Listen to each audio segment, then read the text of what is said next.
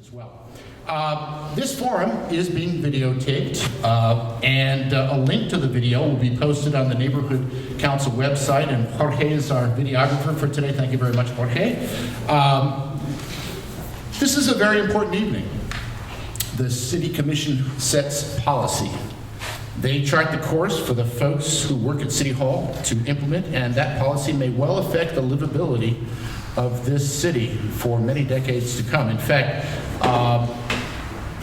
we are now living with the decisions that city commissions back 50 years ago made, and so the decisions that these folks make may well affect us for the next 50 years, if not well into the next century. So this is an important thing, and I want to thank you all for coming tonight, because your decision is very important, and you are making yourself informed voters. Let's talk about the format for tonight. After opening statements from the candidates, and we're giving all y'all 2.5 minutes each for that. Then we're going to be asking questions in 8 different policy areas. For the last 6 months, we've been gathering questions from all across the city, and the questions all tend to fall into the same categories. And so what we did is we took those categories and we took those questions and formed them into policy questions, and that forms the basis of the questions that you're holding in your hand tonight. The 2 opponents for a particular seat will be speaking, and once they finish that sequence, then they will go to the others. So it's 2 minutes, 2 minutes, then 30 seconds, then 30 seconds, and then lather, rinse, and repeat. Okay. Let's talk a little bit about rules. We have a packed program tonight, so please respect the time limits. These guys are politicians, they like to talk, so we got to tell them that twice. And please end when the timer calls time, or at best maybe a few seconds later if you wouldn't mind. Please do not interrupt your opponents. That's why you have the 30 seconds to respond. And everybody, as I said, will have a chance to speak first and last at least once. We are going to start with our 2.5-minute opening statements, and the order of speakers, which was chosen randomly earlier, will be Jim Springfield first, Melinda Rakoncay second, Cynthia Garris third, and Bruce Maguire fourth. Okay. Let's see, you have yours there. Testing. And I will push this one over there. So you're all set. All right. Candidates, are you ready? Okay, timer. Are you ready? Okay. You have 2.5 minutes, Jim. You may begin. Okay, first of all, thank you, Burry and the Neighborhood Council for inviting us. We've done a few of these already. This is probably the best organized and the best communicated yet, so I really appreciate what Burry and the team have done. My name is Jim Springfield. I am a Florida boy, born in Gainesville, 1952. I'm 70 years old. I know everybody wonders how old somebody is, but I'm trying to put 70 years in 2.5 minutes. I was a public servant since 1974. I began as a school teacher, and later became an administrator, and I moved to St. Augustine in '89, and I did take 1 year off of public service to try to run a restaurant, and I was lucky enough to sell it to somebody else who ran it much better than I did for about 7 or 8 years. But I got back into education right here in St. Johns County, was a teacher, a dean, assistant principal under Ron Michler at Sebastian, and also at Murray, and then I was principal at Gamble Rogers Middle School, where I became principal of the year in 1998. I did that with an environmental ed program I started, and also for using testing for student achievement, which was before the FCAT test, which I was very proud of. And then I was named principal of Bartram Trail High School, and that was a great experience because I got to open up a brand new high school in the Northwest. And that was splitting, in the old days, it was splitting the East in half. That area of St. Johns County now has 4 high schools, and I opened Bartram in the year of 2000. So it's very fast growth up in the north end of the county.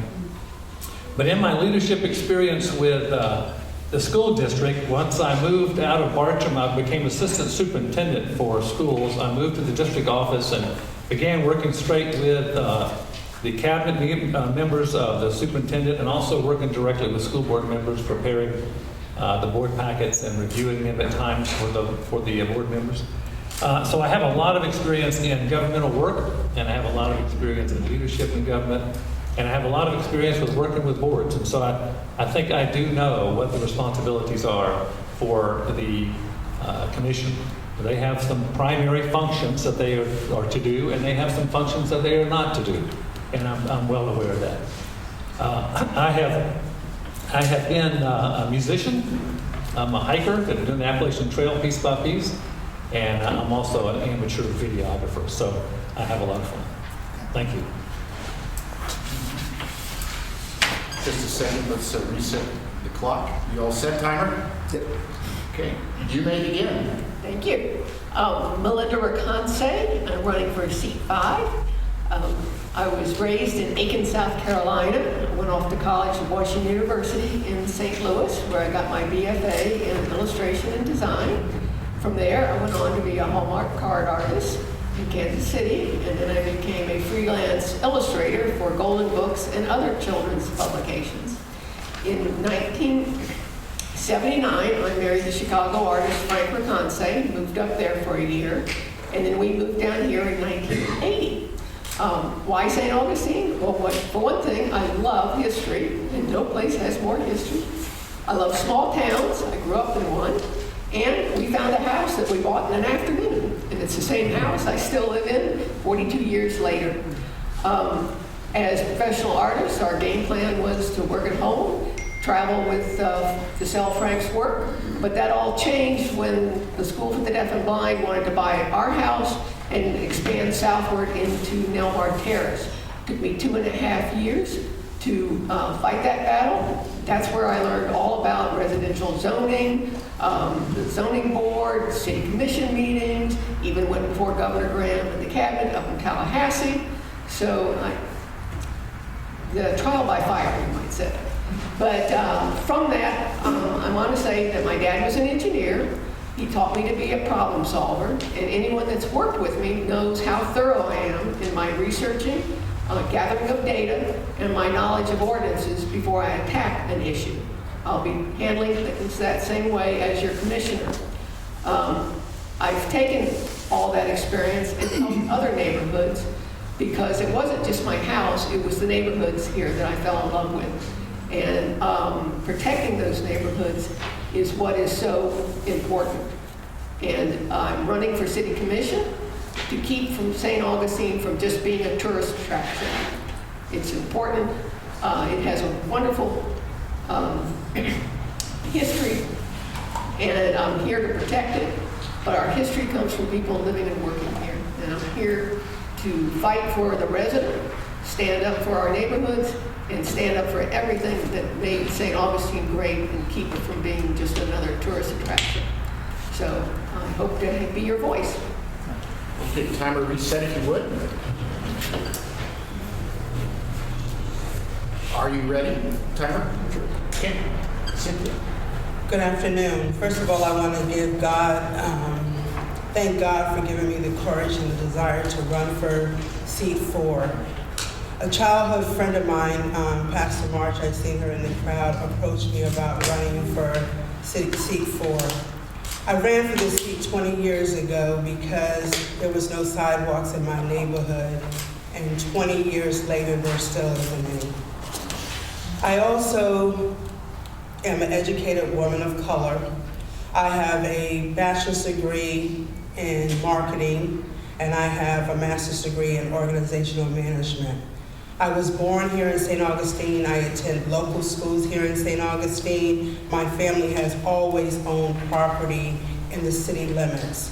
I reside in my grandmother's house that was built in 1955. I care about the city. I breathe the city. I just retired from working for the city for 13 years last year. I assisted people. My job there was a facilities coordinator. And what that job detailed was I oversaw the city properties, the city parks, went around to every city location and put in fire extinguishers in the event that a fire broke out on an annual basis. I work with the commissioners, I work with the staff. They are familiar with me and I am familiar with them. I had a conversation because I believe in history with Sandra Parks, who was a former city commissioner. And she said that she would support me and she was going to write a letter because I already can just hit the ground running. We are losing so much knowledge when the present commissioners leave office. We don't need to wait another year or so for someone to get implemented with the staff and how the city works. We are a thriving city. And I feel as though that I will work for the people because not only did I work for the city, I worked for the courthouse. So I have 23 years of government knowledge. I know the laws here, I know the people here, and I want to help you, the residents of St. Johns County. So I'm asking for your vote on November 8th to make a difference, to see different, because freedom is not free unless we all fight for the same thing. Thank you. All right. Timer, are you ready? Okay, Bruce. Okay, my name is Bruce Maguire. I was born in Jacksonville, grew up partly in Gringo Springs, where I went to school, and partly on Long Beach, starting in 1947. So I've been a long-term resident of North Florida, 2/3 of the time in Gringo and 1/3 of the time on the beaches here in St. Augustine. I went to the University of Florida, got my bachelor's degree and my master's degree, went into the Air Force where I was an instructor pilot, a fighter pilot, and a staff officer at the Pentagon. That was enjoyable. I spent 21 years overseas in Germany, in England, and of course several places back in the United States. I retired from the Air Force, came back, moved up to Ponte Vedra Beach first, and stayed up there for a couple of years. Then I moved down to St. Augustine and to live in the beach house that I now own over on Long Beach, the same one I grew up in. And there I met my wife, got married 15 years ago, and we have a wonderful life downtown, just south of King Street. We have several businesses, which leads me into why am I running. Every decision this city council make affects me, my lifestyle, my livability as a resident and as a businessman. I'm very concerned about what I see with the direction the city administration and the city council has taken the city. My number one issue with the city is to maintain the historical character that we have treasured for so many years. We are unique, we need to stay unique. That doesn't mean we isolate ourselves down and become sort of stale, but it does not mean also that we try to turn into a Disneyland or a high-intensity operation where we just invite tourists in. Our number one concern should be the residents of this city, the businesses of this city, how we can live and have a good life, enjoying ourselves the way we grew up as far as those who've been here for so many years. The city is important, we have to maintain that character. And we do so by making decisions, and we'll talk about some of them with these questions, making decisions that improve the livability, improve the safety, the health, and the welfare of our community. And I ask for your vote on the 8th of November. Thank you. All right, you can applaud if you want.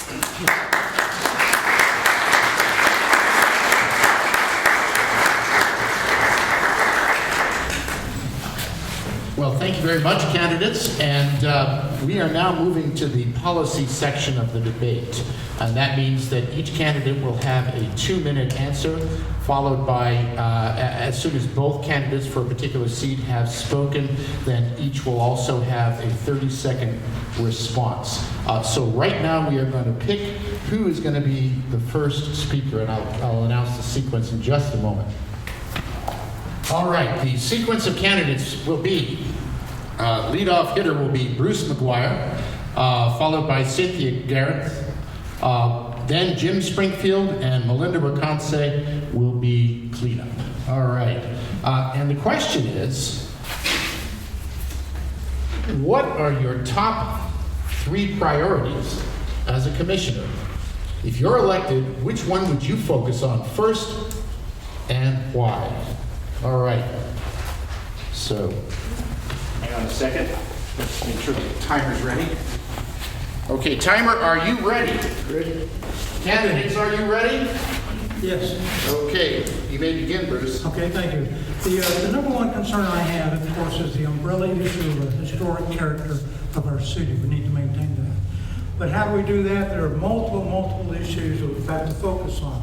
The first and foremost one that I want to focus on really is two elements. First of all is the transparency of the city. How many times have we heard things being happening in the city yesterday or last week? The city just passed something and we got notice the day before it's supposed to be happening. We don't get enough information from the city in time to make adequate decisions of support or non-support. We don't have a television station anymore that carries it. We don't have a newspaper that carries information adequately.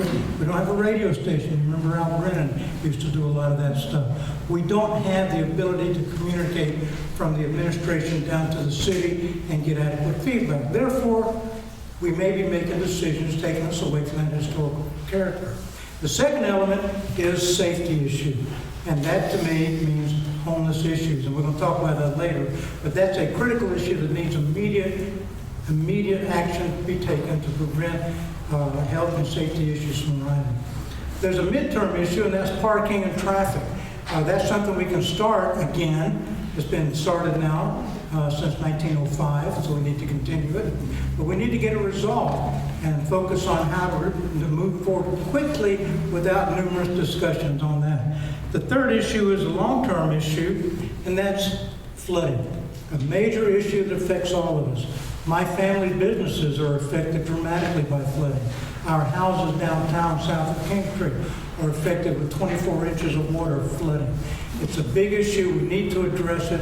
The flooding issue is on the table in city administration, but we need to address all four of these quickly and promptly and move forward. Thank you. Timer, are you ready? Okay, Cynthia, there you go. Cynthia, you may begin. Flooding is the number one issue. People are tired of getting their homes flooded every time a hurricane comes. It's rebuilding, starting all over again. I met someone that was over at a laundromat over on the beach, and I heard them say that they lost everything. They were buying a couch from the Betty Griffin house, and they were trying to rebuild. 904 News covered a lot of Hurricane Ian, and so then some local news media, but 904 News actually drove us through those areas, Davis Shores and all those places, to see how much devastation was created. It was saddening. It was saddening to see all those furniture and all those things outside, where some of us were blessed that we just maybe had no power or maybe a lot of wind and rain. We have to do something about flooding. We have to do something about the seawall. The seawall has been built up higher, but apparently was not high enough. I know it's beautiful to let the tourists walk through and see the bay and the boats, but our safety is more important. The second thing I would say is homelessness. Anybody can become homeless. You can lose your job and become homeless, because people don't have empathy for your situation, because people want to make money. So when you can't pay your rent, they're going to push you out so somebody else can reside there. We need to do better. We need to be a better community. The third thing is the short-term rentals. I've been going door to door, and they're getting out of hand. The code enforcement is limited, but people are seeing their once-upon loved neighborhoods turn into a short-term rental paradise, and they're tired of it. All right. Now each of you has 30 seconds to either add to what you said before, or respond to your opponent, or a little of both as you wish. And so our first rebuttalist is Bruce Maguire. But Cynthia brought up several good points, and they're all critical issues that have to be resolved. The Airbnb short-term rental issue, just to comment on that, part of the issue is the state of Florida, we know that, but how do we get around that? We have to take a more aggressive action. because our neighborhood is flooded with Airbnb parking, Airbnb problems coming around. It is a critical issue that's affecting everybody in this town. Okay, 30 seconds, Cynthia, to respond, or to your opponent, or to add to your initial speech, or to vote. Well, we already know parking is an issue, so now we have the RMBs to add to that. So if you don't have a permit, we need to start doing some permits for parking. We need to start letting residents get permits so that they can have places to park their cars. Because people come and it's not one car that comes sometimes when these RMBs are rented out. 2 people, 3 people, 4 people, that's 4 parking spots if they all are driving their own vehicle. We have to do better and we have to monitor better. Right, hang on a second. And our next speakers will be Jim Springfield, followed by Melinda Rakoncay. Hold on just one. Okay, timer, are you ready? Jim, you've got 2 minutes. Oh, great. I have a short list. I have 4 items right now. Many of them the same as we've already talked about, but resident safety, environment, balance, and also bringing a different approach to leadership to the city. Resident safety is a concern of mine because we're building hotels at a rapid rate. There's 250 to 300 people in each hotel, and our firemen, EMTs, and policemen must serve them. And so we're not keeping pace up with the staff members for those areas. We also have an environmental problem. It's not just the flooding, but we also are losing green space and we're losing tree cover. And so one of the goals that I have is to continue what Barbara Blinder started, and that is to concentrate on purchasing land that we can, that would help not only with flooding, because that's a good way to mitigate the increase in flooding, but also to help preserve it, but also to work on tree cover. And the balance is the conversation between the residents and the businesses. Residents continue to tell me that the city commission is only concerned with businesses. Businesses are telling me that the city is only concerned with residents. So there needs to be a conversation where we talk about the specifics and not the general ideas so we can come to consensus. The 4th item that there is, of course, bringing a different leadership approach. We have a lot of experience on the commission, but I think I have a lot of governmental experience that can really help with finance and with leadership and with evaluation of the city manager. I don't think they even have an organized formal process to evaluate the city manager. We have also the problem of trying to work toward meeting up with Tallahassee and giving us back our rights. It's a question later on about home rule, but we do have a problem with that. And the city has taken an approach of gathering up with the cities around the state. Well, we did that at the school district for a long time. And St. Johns County got little attention because Orange County and Pinellas County and Dade County got all the attention. All right, timer, are you ready? All right, Melinda. Well, I had top 2 priorities, but I can always have 3rd. Livability for the resident is the one, and the preservation of our authentic history. There's only one nation's oldest city, and that's St. Augustine.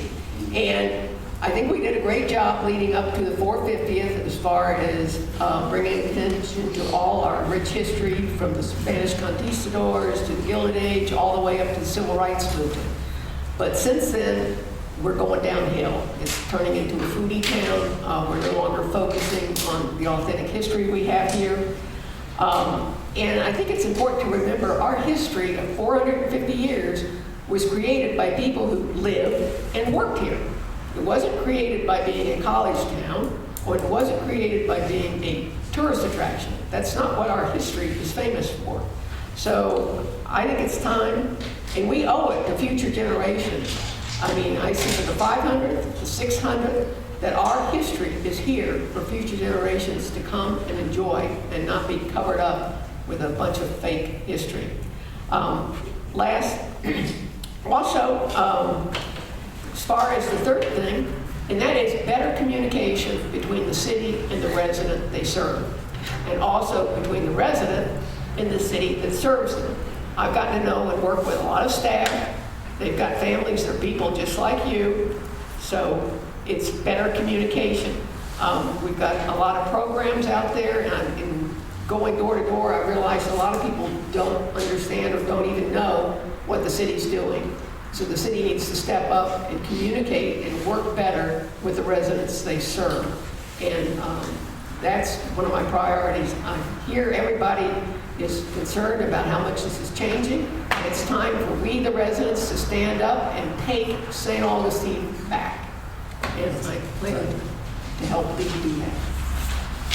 All right. Jim, you've got 30 seconds.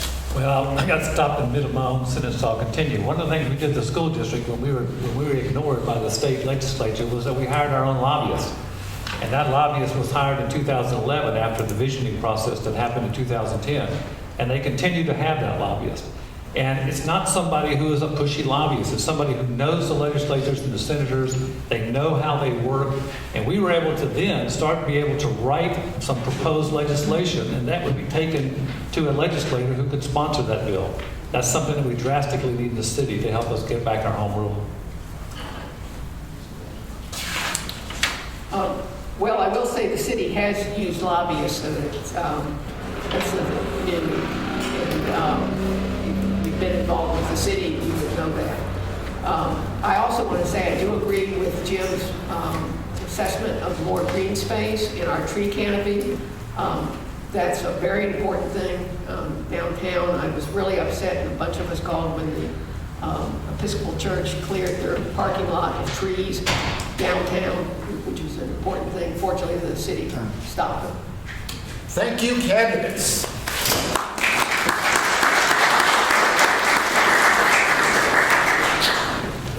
All right, the next sequence of speakers will be Cynthia Garris, Bruce Maguire, Melinda Rakoncay, and finally Jim Springfield in cleanup.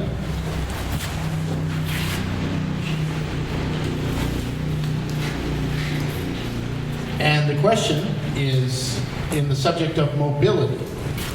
Is mobility, i.e. traffic, parking, and transportation, in the city adequate? If so, why do you think so? And if not, tell us how you would recommend improving it as a city commissioner.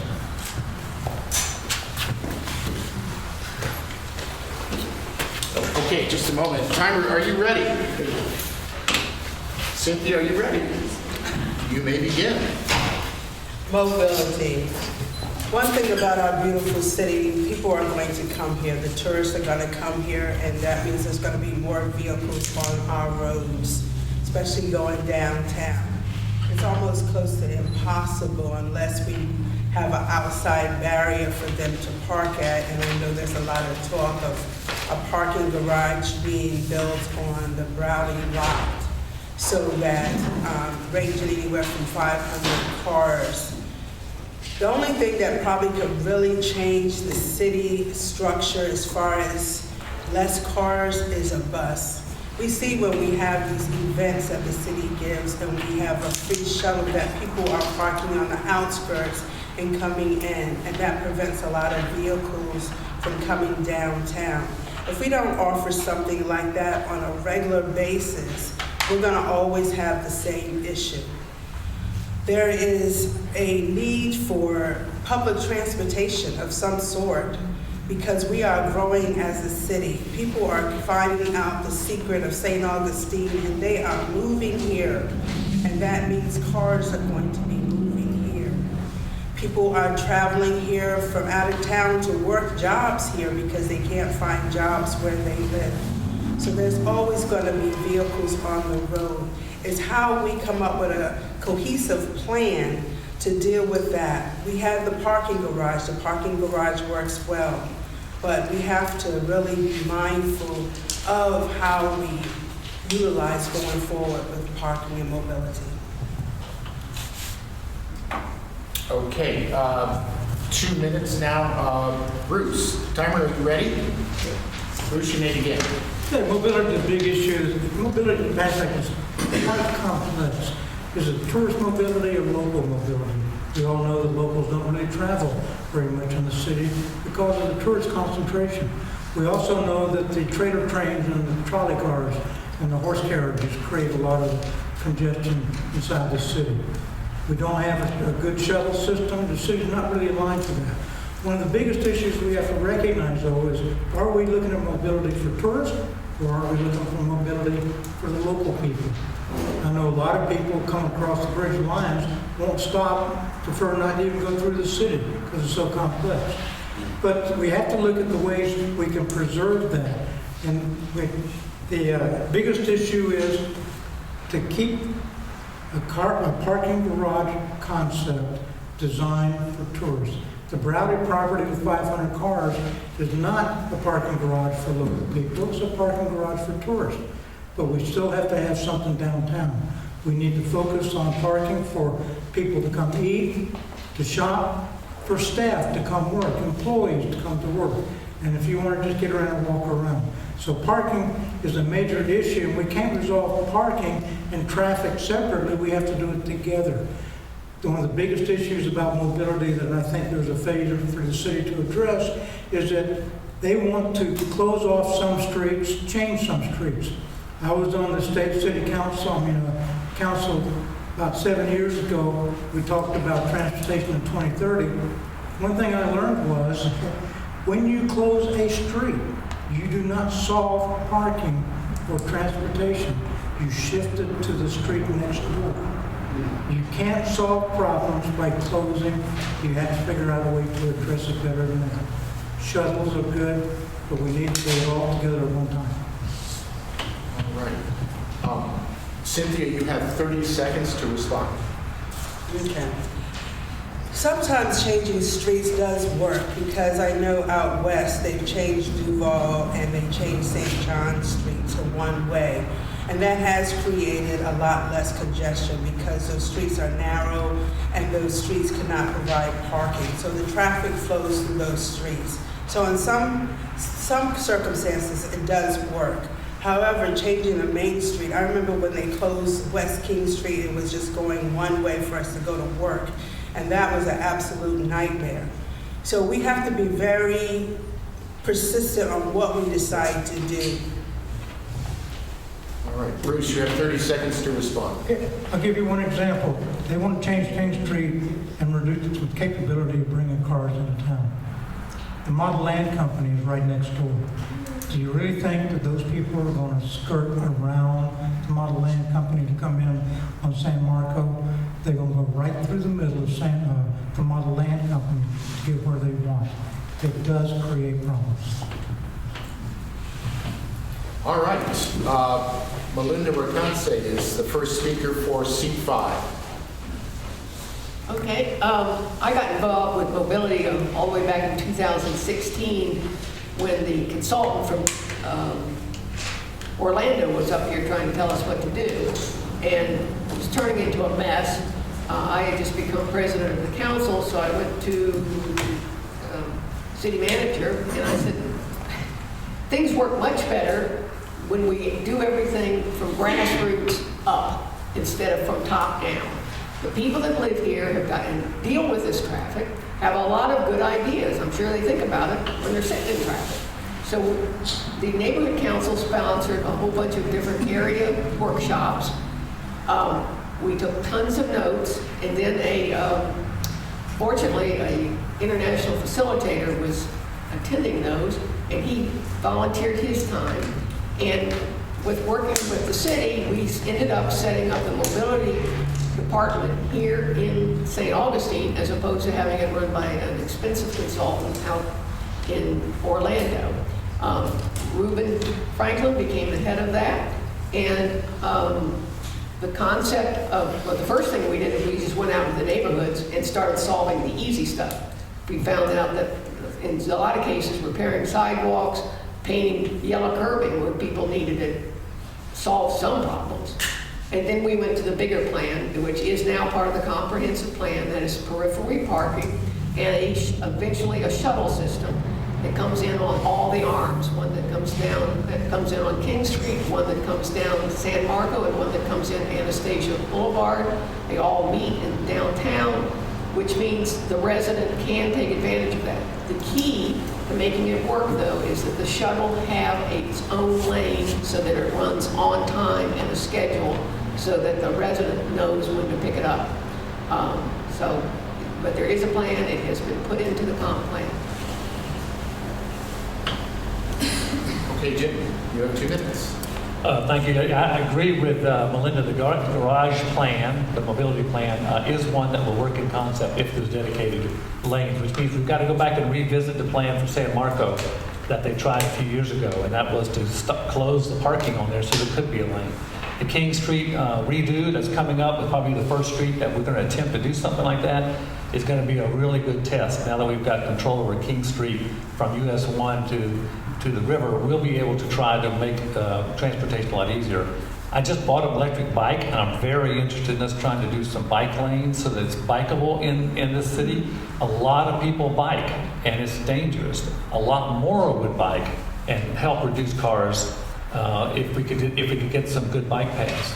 This problem is not simply painting curbs. This is a very, very difficult problem to resolve. We've got to work at it from a long-term perspective. I've spoken to residents on certain streets, like Rhodey in Cincinnati. And Rhodey in Cincinnati is a good spot that we could make some one-way streets like we've done over, that they did in West Augustine in the county. Very familiar with St. John's as a one-way street, and it does work very well. So I think there needs to be some studies, needs to be some consideration done to making some of our streets downtown one-way. That would also help with residents parking, especially if we could reserve some of that parking on those one-way streets now that there's plenty of drivability time. If you're trying to keep a 2-lane on a small street, having parking on both sides is impossible, although there still is parking on both sides. So you end up with cars facing each other. If you turn one way, you can have reserved parking for residents and still have plenty of parking on the other side for visitors of those residents' houses or for off-street parking. So I think there is long-term solutions that got to be made with some major renovations to some streets. All right, Melinda, you have 30 seconds to respond.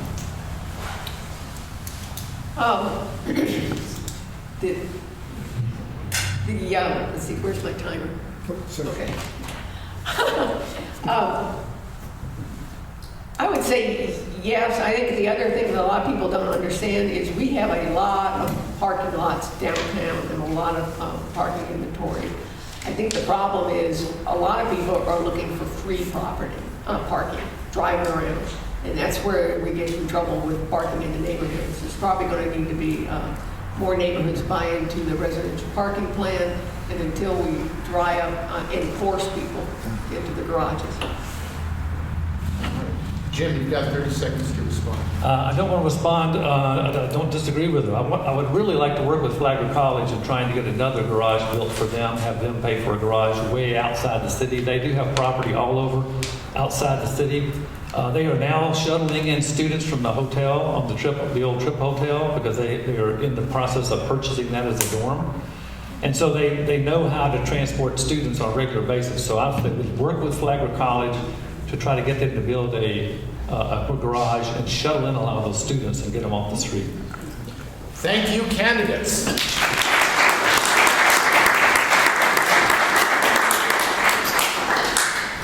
Okay, the next, first off, the order of speakers will be Melinda Rakoncay as leadoff hitter, Jim Springfield next, Bruce Maguire batting third, and Cynthia Garris as cleanup. And the question is, zoning is the mechanism to control the development of the land within the city. Our current set of zoning ordinances were codified in the 1970s with the goal to ensure a balanced community. Are the current zoning ordinances sufficient to maintain a balance between the different land uses in St. Augustine? If yes, how so? If not, how would you change the current zoning ordinances to maintain that balance? I think it starts with me. Yes, it does. Okay. Okay, go ahead. Well, there's probably no resident or citizen that knows more about zoning than I do. But yes, it was codified back in the 70s, but it's a sound, not only is it a sound set of zoning, but it's very difficult to start changing zoning later. Zoning is what keeps everything stable, and once you buy into that, that sort of sets Well, what the value of your property is also has to do with how it's zoned. I mean, if it's zoned commercial, it's worth more than if it's zoned residential because you can do more on it, yada, yada.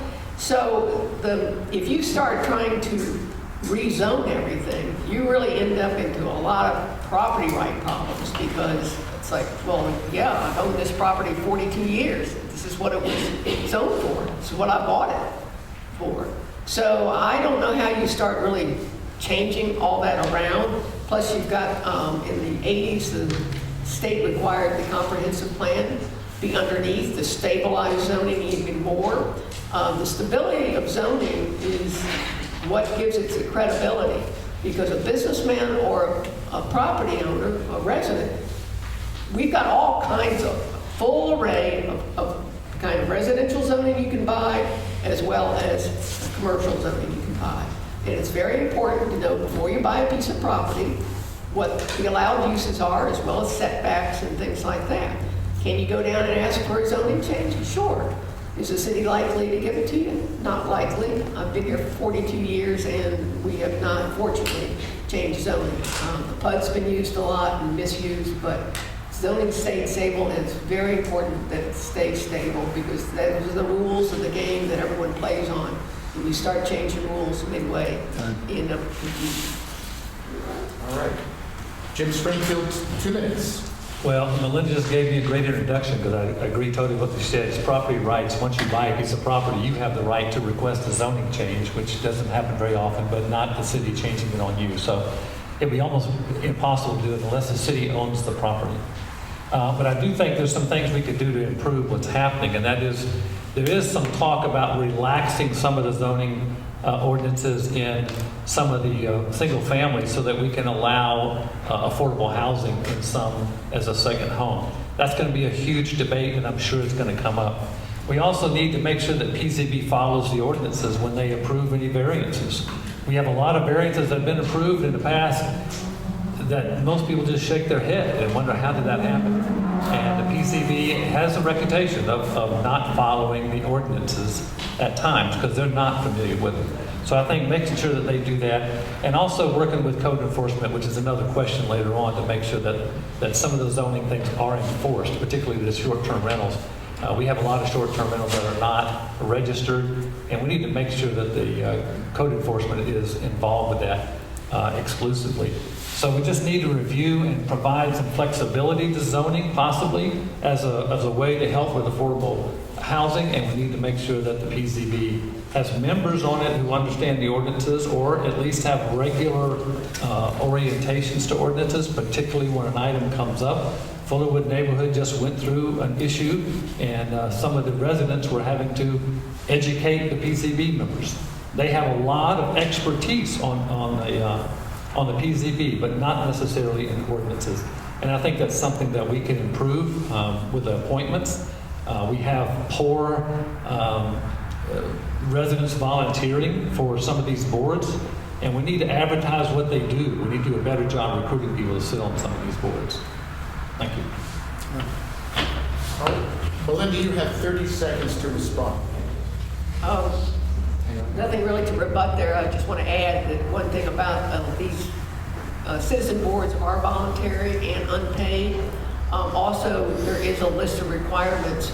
So the planning and zoning is limited to people in real estate, people in building, people in this, and that. Oddly enough, someone that knows how to read code is not one of the qualifications.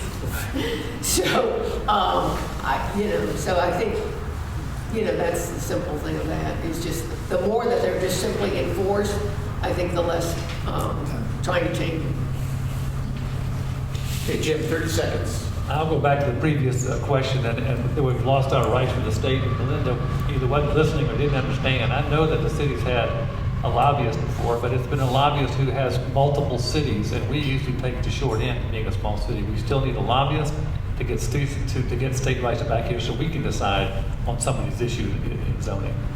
That's a critical thing, not just for zoning and not just for short-term rentals, but recently they had to redo a fire ordinance, a burning ordinance, because the state said you can't do that. All right. Our first speaker for seat 4 will be Bruce Maguire. 2 minutes. Yeah, thank you very much.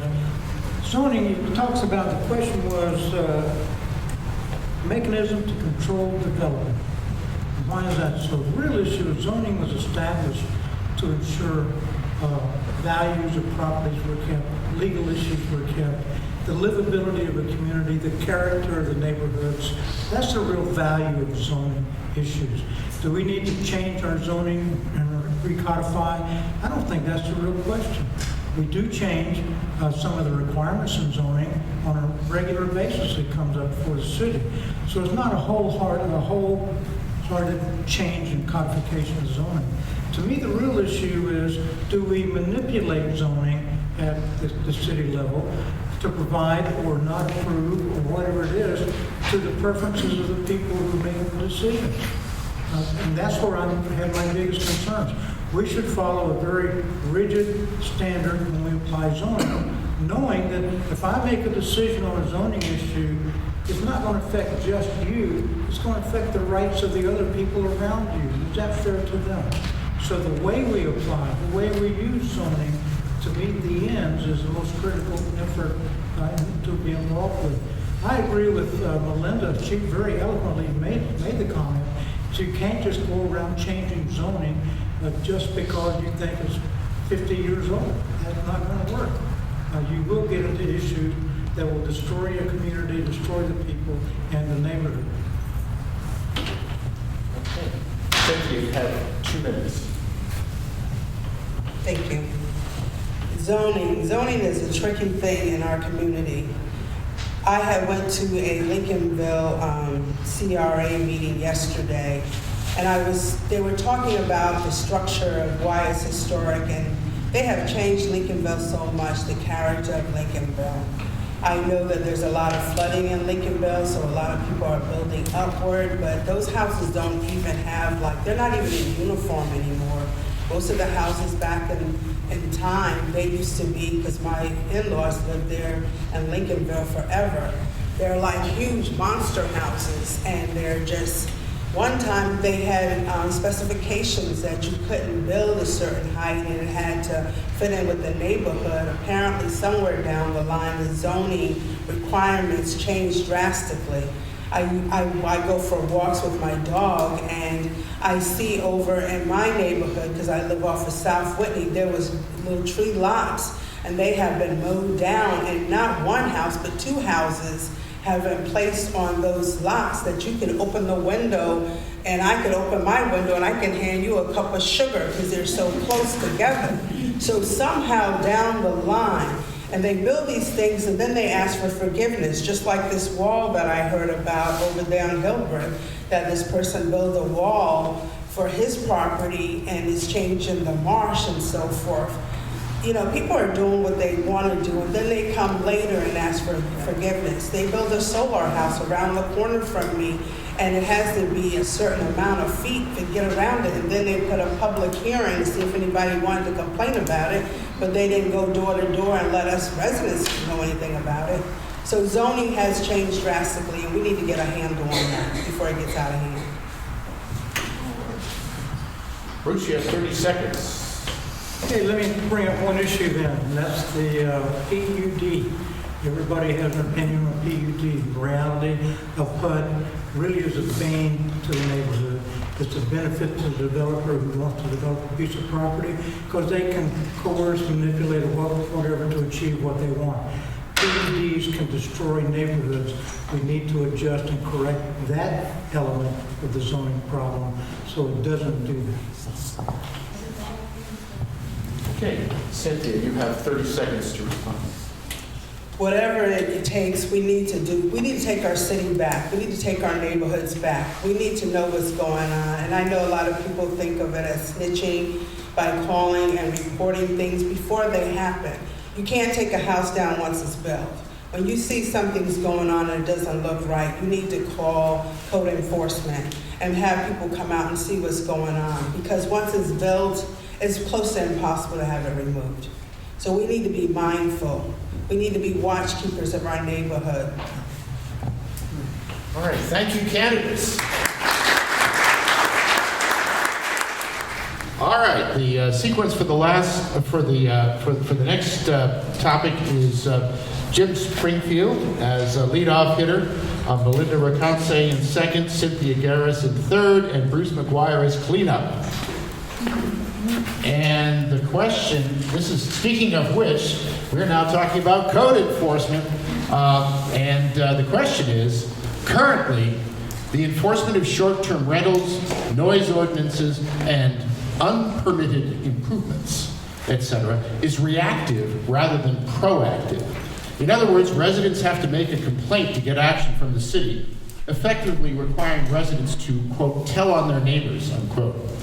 Should we retain the reactive enforcement model that we currently have? And if so, how can we improve it? Or should we change to a proactive enforcement model? If so, what would you do to implement? Okay, hang on a second. Okay, Tom, are you ready? Okay, Jim, you have 2 minutes. Thank you very much. I was a high school dean, and we had a very high profile golfer from the PGA daughter that I had to suspend. And he wanted to come in and convince me that he was so important that his daughter should never be suspended. I think there's an attitude sometimes in the city that code enforcement has the flexibility currently to enforce as they wish. And they technically are law enforcers. They're not necessarily just, the title is code enforcement, but the ordinances are laws, and they are there to enforce them. And so we need to give some teeth to those code enforcement, and we need to get the proactive and the reactive department. They can't function on just one way or the other. They've got to be both. And we do need to have a system where people can report and not feel intimidated in order to report. I know that's a difficult thing sometimes to do, and nobody likes to have somebody anonymously turn them in for that tree they cut down or the fence that they built too tall. But we need to keep the ordinances the way they are. So I'm really interested in trying to increase the staff of the code enforcement, and they did add one this year, and that's a great thing. But we have to decide how important it is to us as residents.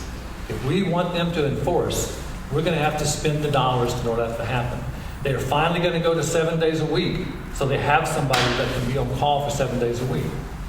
They also need to return their calls. At the school district, we had a 24-hour response time required by our superintendent, and we did it. If not, it was effective to our evaluation, and we need to implement that in the city so that when we call, we get a response. And then after they visit, we get a response. Okay. This is a complicated issue. I've been here 42 years, and I think that's kind of divided into 2 things: regular code enforcement and short-term rental code enforcement. The regular code enforcement, grass is too high, someone's got a boat, someone's got an RV park. As long as I've been here, it's what we call complaint-driven, because no one wanted the feeling that we've got people driving around looking to see who's, the grass is too high and this and that, but one of the things the city had for a long time, and I agree we need to be sure to have it, and that was the ability to make an anonymous phone call or file an anonymous complaint. There's nothing wrong with an anonymous complaint if you simply say, such and such address, such and such is this, and then the code enforcement officer goes out and confirms whether or not that's actually an infraction of the code. If it is, then he deals with the property owner, and at no point does he ever have to reveal who called. So now on the short-term rental thing, I think one of the things we need to do, and it's so easy, is to simply have online, easily accessible, so no one has to call anybody, a full listing of all our short-term rentals by street and by neighborhood.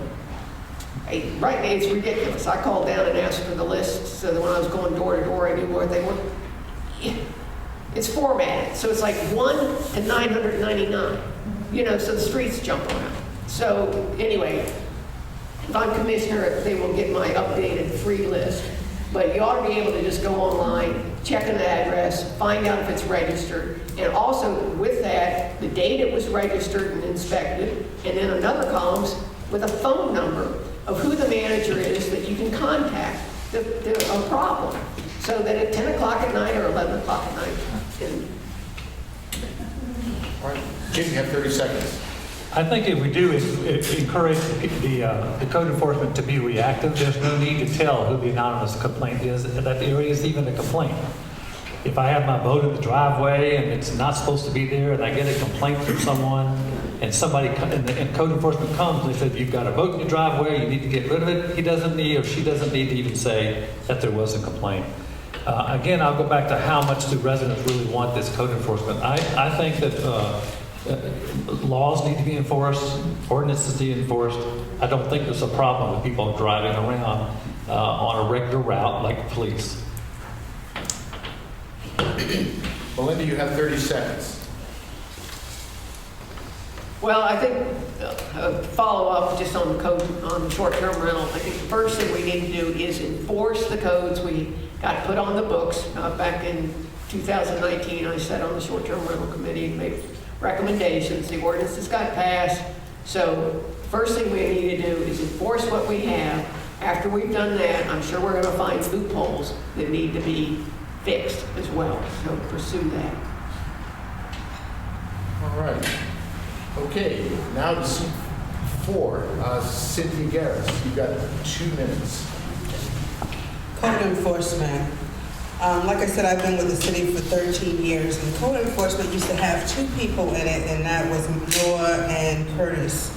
And they were able to, this was not when we had the short-term rentals, they were successfully able to go all around the city and find everything that was needed to make our city in compliance. They were able to see what was going on. They were able to see grass not being cut because they rode around the city and they watched our city, and they would contact the owners, and then they would go out and address complaints.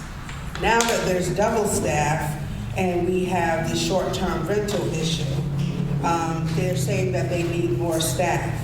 I don't argue that they might need more staff, but what I do know is there's other departments within the city that are working on a skeleton crew that are doing just as much as crucial work.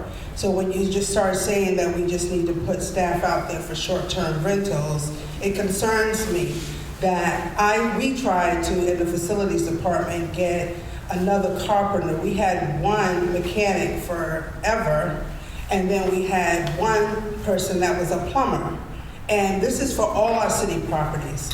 Every single hour, something toilet is clogged at the VIC or at the Casa Monica, or not the Casa Monica, the Casa de Galgo. But we have, so I don't have a lot of empathy for them hiring somebody for short-term rentals, because I feel as though they need to have a schedule, and they need to schedule and go down these streets. And if you are a citizen that realizes that the people are not addressing their short-term rentals like they're supposed to by the legislator that we have been mandated, then you need to report it so that those owners can do better. Mr. Maguire. When I came back from the Air Force, I moved to Ponte Vedra into a gated community. And the gated community is the worst example of code enforcement that you can imagine. Primarily because it's run by people who own the property next door. And they don't like your grass a quarter-inch higher than it's supposed to be. City is a little bit different. Code enforcement, I have a very great working relationship with Curtis. He's a great guy. He handles problems with compassion and friendliness. He tells you in a polite way, but you know the threat standing behind it. I'm a firm believer that we need to be proactive. Curtis shouldn't have to sit there and wait for somebody to call up. I don't want to call in on my neighbors. I don't want to squeal on them. But if I see something wrong, I'm forced to do it. But I also know that they'll do it to me too. So that raises a little bit of concern. We need to have a proactive operation, not a gated community operation, but a proactive community operation where Curtis and his guys go out and see a problem, they correct it. That also means that anybody in the city, including staff, can get a hold of them and say, Curtis, there's a problem over on this block, go look at it. So it's not relegated to just 1 or 2 or 5 people. It's the whole city staff should take it on. They should handle it with care and compassion, but we need to be able to present the most beautiful city we can do that in. And we can't do it if we rely on neighbors to squeal on everybody else, because that's going to create more diversity and more problems. We need to continue the ability to call in.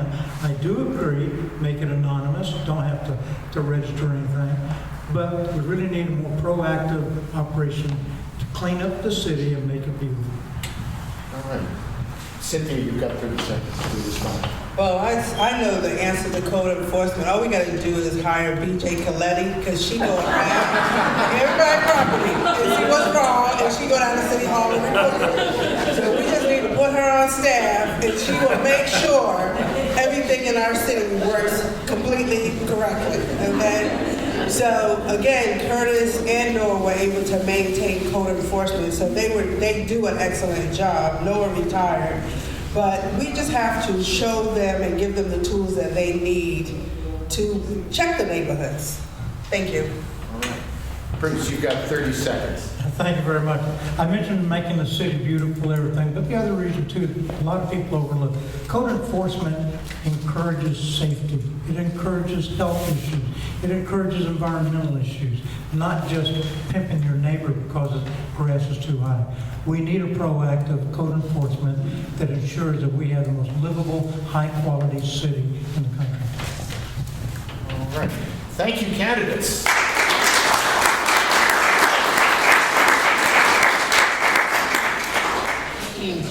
The order of speakers for our next question will be Cynthia Garris as leadoff, Bruce Maguire at number 2, Jim Springfield in number 3, and Melinda Rakoncay as cleanup hitter. And the question is about the subject that is near and dear to all of our hearts, and that is, of course, resiliency. Read that, flooding. Currently, city government is developing plans and securing funding to protect the city from king tides, nuisance flooding, and up to a Category 1 hurricane. Is this enough? If so, why do you feel so? And if not, what would you change or propose as a goal? Am I first? Yes. Timer, are you ready? Yep. Okay. Cynthia, you've got 2 minutes. Thank you. Resiliency. We have an excellent resiliency officer, and that's Jessica Beach, that works for the city. And the city has just recently allocated funding for a lot of this flooding and so forth to work on different streets and things of that nature. And I've seen on the city website that they've been going out, and different people have been coming in to our city to prepare for all the different changes that will be coming to address those things. However, we're gonna have to do something about that seawall. I know that every time there's a hurricane, the whole downtown turns into a river. Having worked for the city, I used to come to work in a car and felt like I needed to leave in a boat. And that could just be from high tide. That necessarily wasn't even from basically just rain and hurricane, things of that nature. So hopefully with the plans that they have coming up down the pike, we see some of that occurring less. We need to get a scientist on staff because climate change is changing. The weather is changing. The rain is changing. There's a lot of things that is changing in our community. We need to navigate with a scientist that can go places and find out about things before they occur so that we are better prepared when these storms come to our neighborhoods. We have to be prepared and we have to be ready and know what we're dealing with. People need to know if they need to evacuate before we have to send firefighters or somebody in there to rescue people. People need to know what's going on, and we need to get that input from those people that are important, that do these kind of jobs on a regular basis. Thank you. Okay, flooding. Can I go? Yep, go ahead. Flooding issue is really both a temporary and a long-term fix. We live downtown south of King Street, and our neighborhood association sits right between the river to the east and Lake Maria Sanchez to the west. And when we flood from two different directions, and they meet in the middle of our neighborhood association. So we're a double whammy by flooding. And then, of course, when it drains, it has to drain back in both directions. Then to the north of us, we have the downtown area, which floods even worse in some places. So flooding is a horrible situation for all of us. We have businesses on King Street, on Spanish Street, on St. George Street, Anastasia Boulevard. So flooding affects all of us. We need to have a temporary fix to be working real quickly on how can we board up. And we've already started taking action on that in our businesses. How can we find the cheapest flooding protection gates that we can find to do this? For long-term situations, that's a major issue. It's going to require federal funding, state funding. We can't do it ourselves. It's a big issue. And the worst case scenario is Corpus Christi. They had the entire city raised, I think about 5 feet. Every building downtown was raised. But that may be something on the extreme that it takes if we can't figure it out.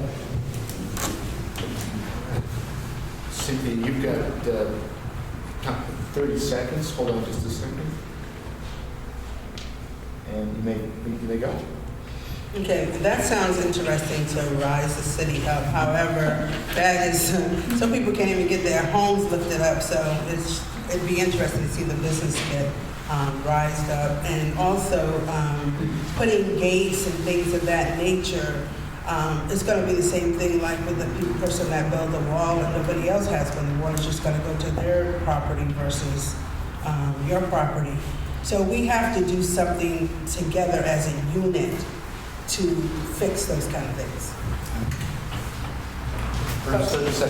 Yeah, and I agree with that. Together we have to work out the problem. We've worked out something with 4 of our neighbors where we have a little compound gated off together. But individually, we're responsible for our own protection.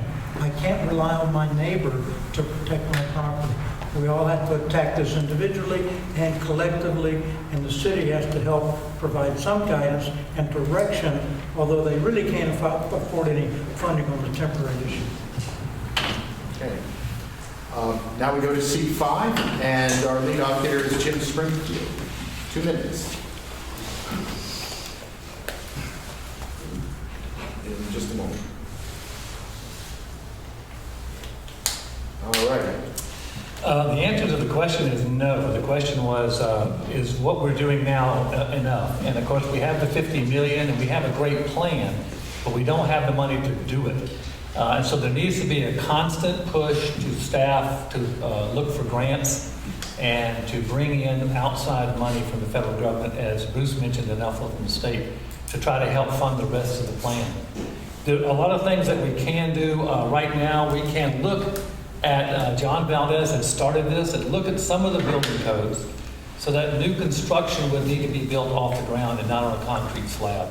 That way the water can percolate into the ground under the house, but also can move freely and not cause the restrictions from somebody else building a flat on the surface. So that's one idea we could do right there. We need to continue advertising, as Melissa Whistle has done real well, and that is the FEMA program, so that we can get those people that are in those low areas below the 10 feet and get their houses raised and have FEMA help fund a lot of that bill. And that's a great program. We also need to research other cities. And my son lives in New Orleans. He went through Katrina. Other cities have solved this problem on a different scale, not just because of the hurricanes or flooding, but from other things. We need to send people, we need to research, and we need to start getting a little creative in some of those plans on how to resist the flood. It is not going to go away. This is not a season. It's something we have to deal with for the rest of my life, as short as that may be, but also for the whole life of the city. And I would like to see Bruce raise the fort. I think that'd be very interesting.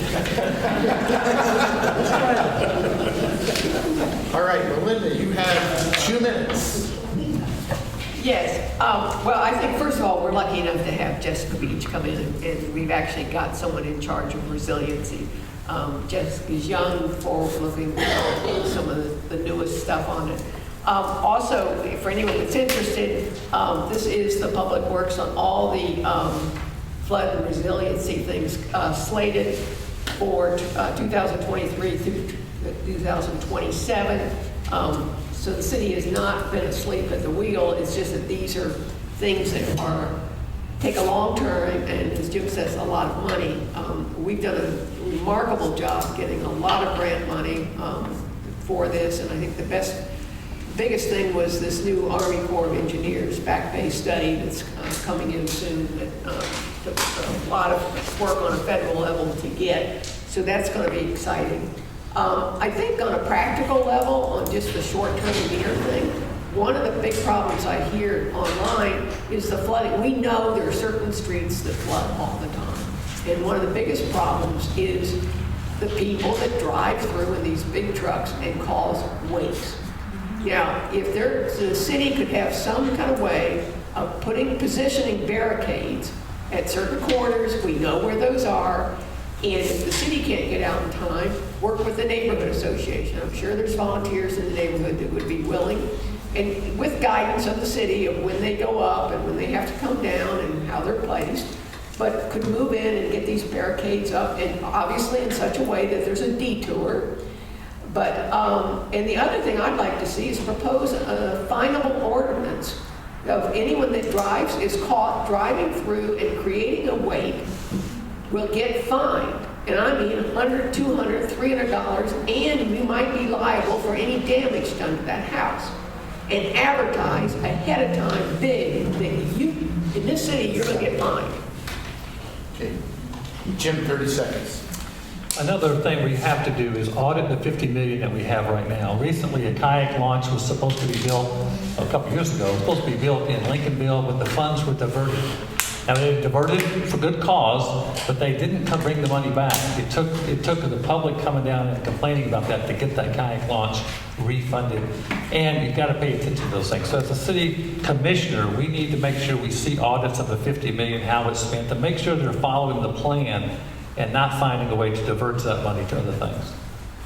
Okay, Melinda, 30 seconds. Well, it's Florida. We've got a lot of area that's just low. Gravity brings water, so this is not going to be an easy fix. I think the other thing is I'd like to see Jessica and the city do a better job of getting out into the community, especially in these trouble spots, and let them know one-on-one what is being done in the long term. I know the Lake Maria Sanchez project was held up for years because of one property owner. They finally have gotten that back on track. All right. Thank you, candidates.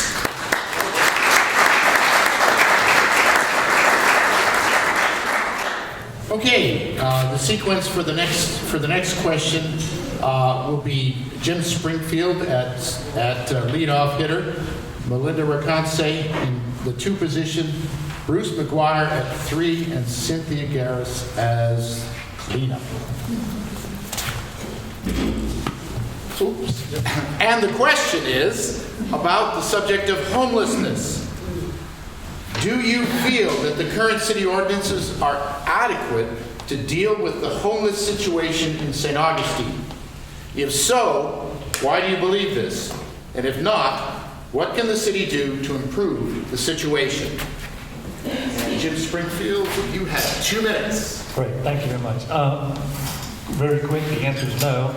Although we're restricted again by the state and by federal law, people have human rights on public property, so we have to be careful how we deal with it. There was a great presentation by Troy Blevins and Mike Davis at the City Commission meeting a couple months ago about the type of homeless we have. We have 4 types of homeless. We have those that are recently homeless because they just lost their house, they're living in their car, they have their kids with them, they have the drug and alcohol addicted, we have the mentally ill, and we have those people who just want to live on the street for whatever reason.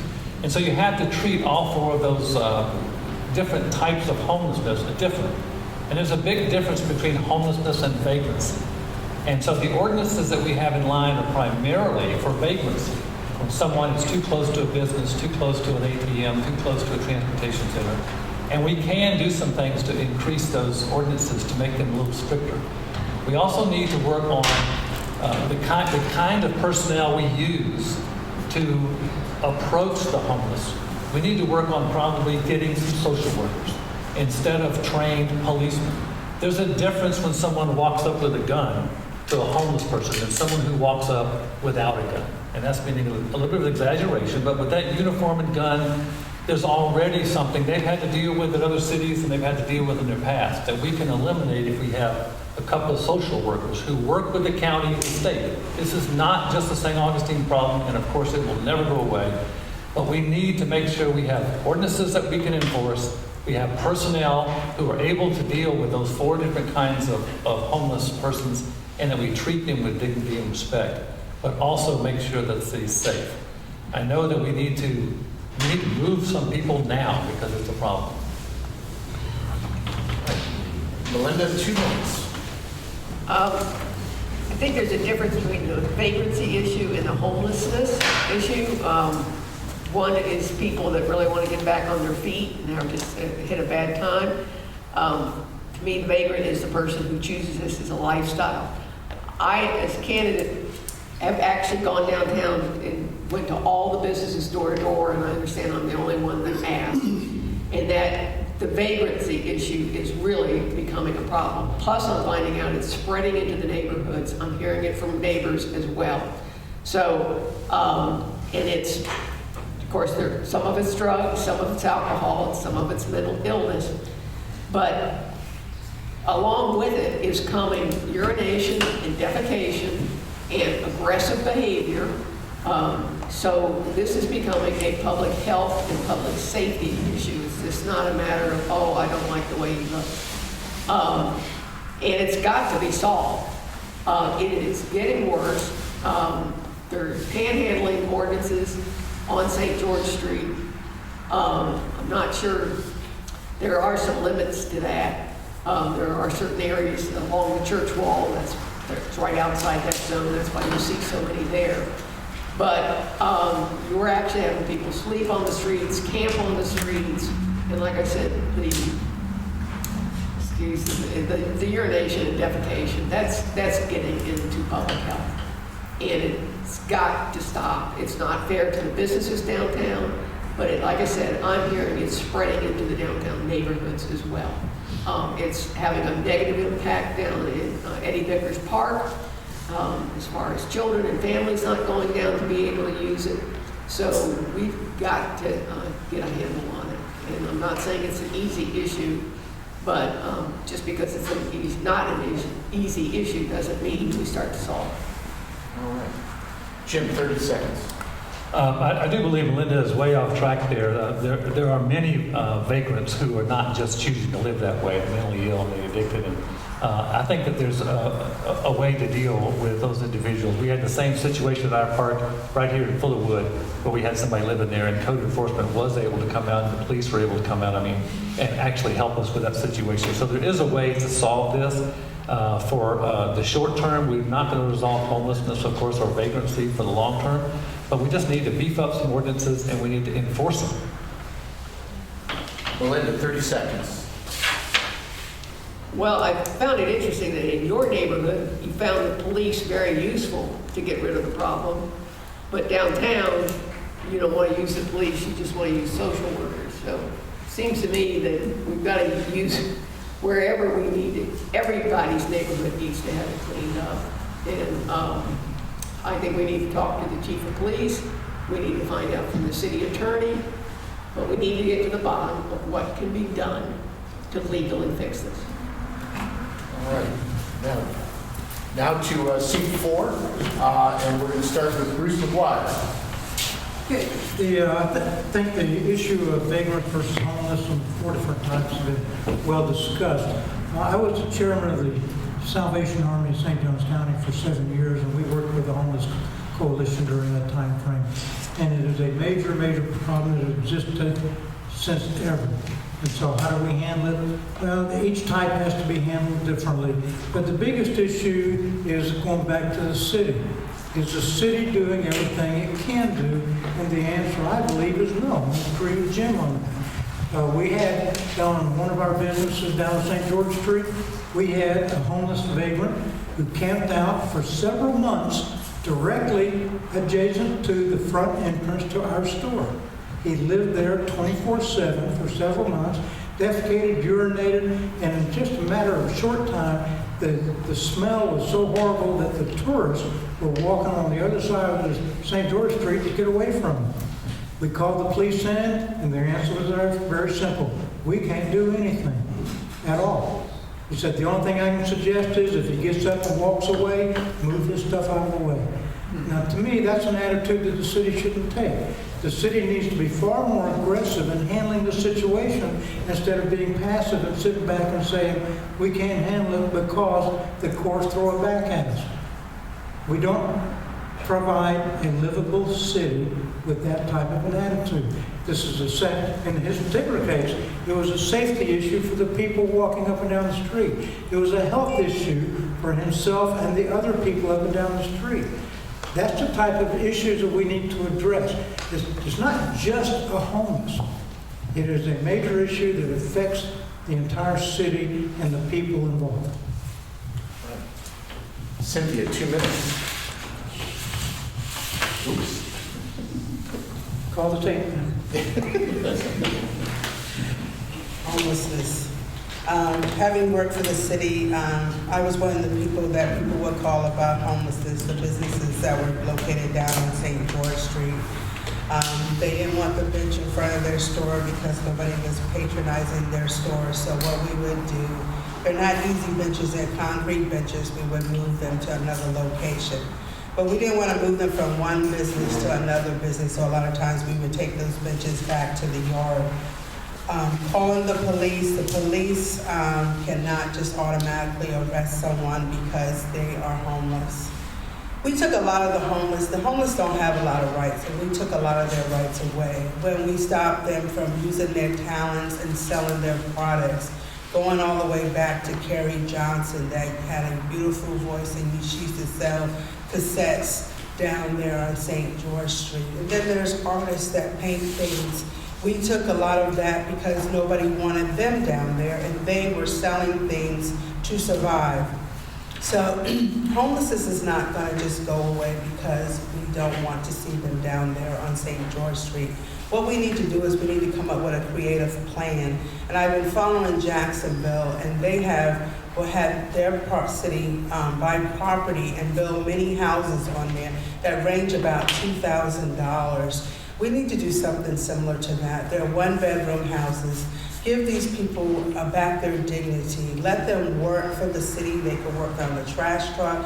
They could be custodians. They could do a lot of different things, because I don't think nobody willingly wants to be homeless. But these people, for whatever reason, they might be separated from their families. They might be separated from, having any income. We need to provide a solution instead of just overlooking. There's 30 seconds. In the Bible it says God helps those who help themselves, and I'm a true believer in that. I am more than willing to help any homeless person who wants to get back on track, to start a new life, to get into a house, to protect himself and his family. I am more than willing to help them and give them any support that I can do them. That does not mean that I give a blanket free-for-all for homeless issues. We have to look at each individual and address what is best to do. All right, 30 seconds. Cynthia. Do you know when COVID was here, Jacksonville put all their homeless people on the Sunshine Bus and sent them here to St. Johns County? Yeah, they did. And then they stopped the Sunshine Bus from going to Jacksonville anymore. So we got a lot more homeless people down here because of that. People will kill somebody, and it has been done over a blanket. We need to find some solutions. All right. Thank you, candidates. Okay, the sequence of speakers for this question will be Bruce Maguire, leadoff hitter, Cynthia Garris at number 2, Melinda Rakoncay at number 3, and Jim Springfield at cleanup. And the subject is home rule, and the question is, Do you support the efforts of the Florida State Legislature to put limits on what our city can do to impose local taxes and fees and to regulate things like short-term rentals locally? If so, explain why you support this, and if not, how do you plan to deal with this as a commissioner?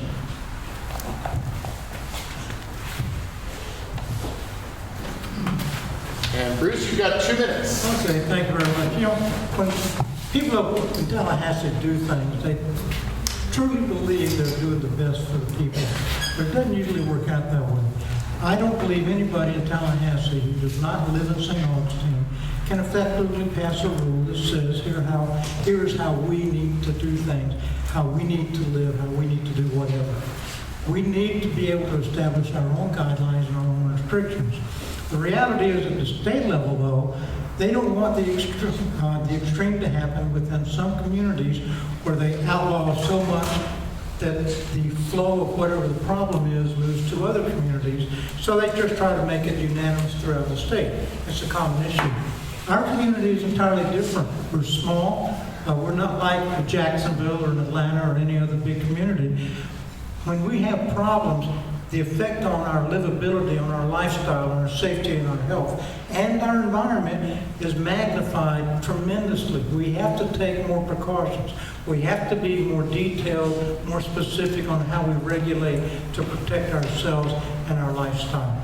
So we need to move away from what Tallahassee says and come back to the way we want to direct our city to be livable and to be enjoyable and to have fun. So yes, I believe that it is wrong for Tallahassee to do this. We need to back up and provide our own guidance and our own regulations.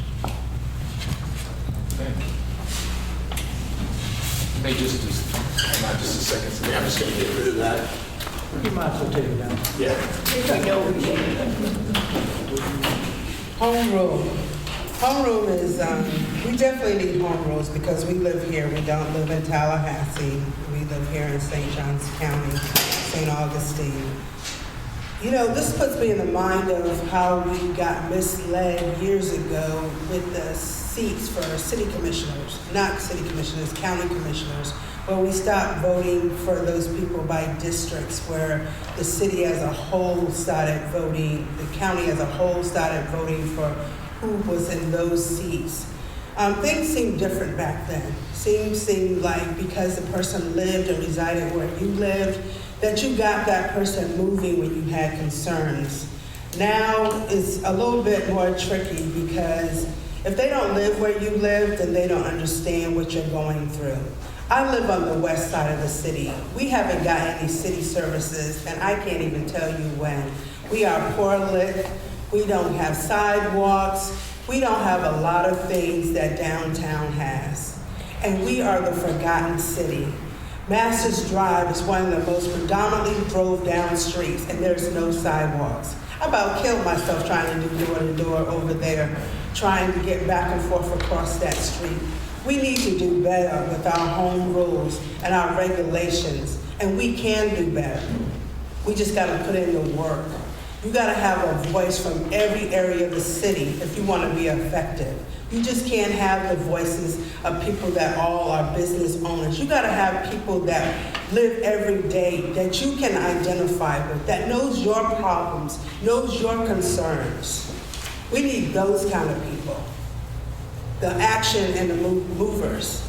I have provided customer service for 23 years in this county. I know what it takes to provide a service to people. 30 seconds. Okay, my only comment is that if I live in an area, I want the person on the other side to know what I live through, my problems, my concerns, what makes it good, what makes it bad. So I have to have the ability to vote across the board for everybody. And they need to involve themselves in the entire community, not just a little segment of the community. And I sympathize with her because that is a bad thing to happen. They shouldn't allow commissioners to separate themselves and not get involved. 30 seconds, Cynthia. It is crucial that we have representation of people so that we can see a broader perspective for the city. So we can go, that's why my signs say a new direction. We can't keep doing things the same old way. We got to move forward and do things a different way because the old way is not working. We got to move in a new direction to new areas and solve new things. When is the last time Old Dixie Highway got paved? All right. Melinda Rakoncay, you are the first speaker for seat 5. 2 minutes. Yes, I think this issue, I thought the question is more about home rule itself on the state level. I've always been a believer in home rule my whole life. Time you keep government closer to the people that it's governed, the better it is, because then people can get involved. It's one thing I've been telling people when I go door to door is, regardless, your vote for city commission is important, but it's also important for you to get involved, because St. Augustine's small enough that you go down and get involved, you can make a difference. Now, it is frustrating when Tallahassee makes rules that govern the whole state. The state of Florida is very diverse. We've got tourism in some places, but then we have agricultural, and then cattle and horses and others, and then out in the panhandle, military. So to try to pass rules that govern the state, the panhandle is as long as going down to Miami. The state is huge. It's a lot of things don't have anything in common.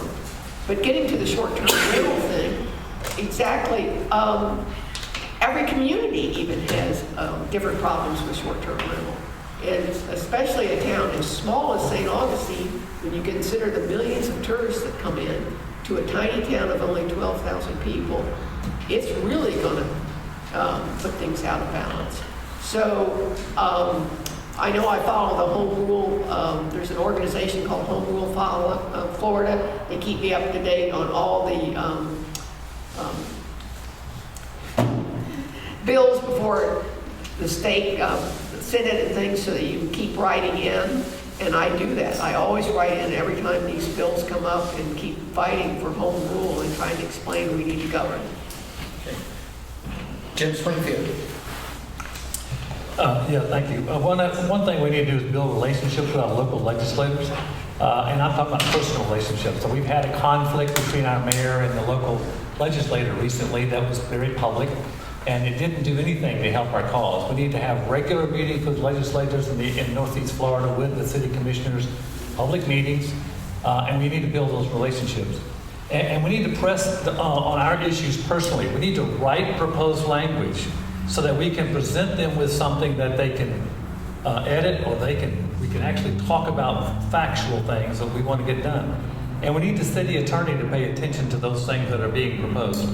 One thing that's an advantage to hiring our own lobbyists versus the group that we're a member of is that our personal lobbyists can pay attention to those proposals way before they become public. It turns out there's a lot of communication that goes on between legislators that can be found, and you can find out those proposals way before they happen, and then we can intervene with some ideas.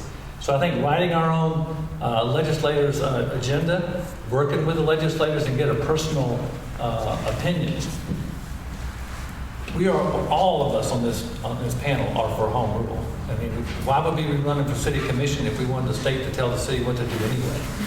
You know, we don't want the state telling us what to do in our own town. That's why we exist. I know that the governor is currently trying to stop the mosquito districts. He's trying to stop the water districts because he wants to take control of those funds. There's a lot of money built into the mosquito control. So I see that step-by-step process of just taking over cities will become a CDD eventually if state legislators get the way they're going right now. So obviously we need to do something about home rule, and we need to fight aggressively if we have to. Melinda, 30 seconds. Well, I just want to say that I agree with Jim on the idea of building better relationships with our state senator and our state representatives, because on a more personal level. And so I certainly agree with that. And like I said, I think if it gives the funds to raise to hire our own lobbyist that can stay on top of that, then I think that's going to be needed because more and more stuff is coming up that affects it.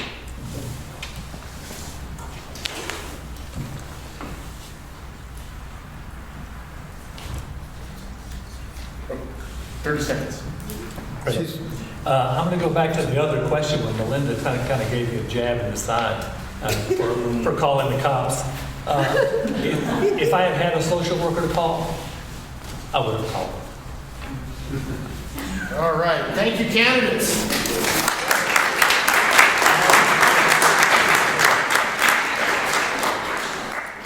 We are at question number 9, the last question of the policy section of the evening.